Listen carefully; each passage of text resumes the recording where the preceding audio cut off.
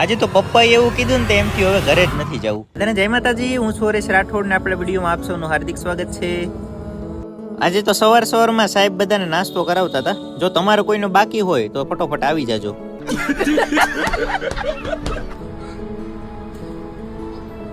Start કરો.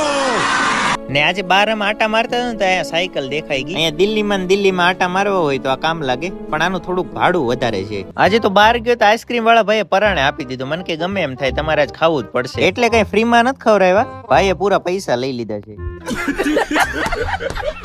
તો આજે મારે રજા કન્ફર્મ થઈ ગઈ છે, તો મને થયું હાલો ને આજે મારા પપ્પાને થોડાક હેરાન કરું.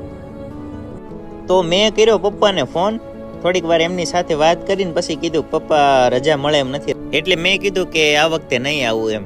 તો મને કે એક કામ કર ભાઈ, તું કે ન્યાને જ રે, અહીંયા આવવાની કાંઈ જરૂર નથી કે અમે છીએ. ગજબ બેઇજ્જતી હે. ને આજે અમારી ગાયની થોડીક તબિયત ખરાબ થઈ ગઈ છે, તાવ ને શરદી ને ઉધરસ ને એવું ભાઈ થઈ ગયું છે. તો કોઈ એવા ડોક્ટર હોય અથવા કોઈની પાસે એવો કઈ ઈલાજ હોય તો જરા કમેન્ટ કરીને કહેજો.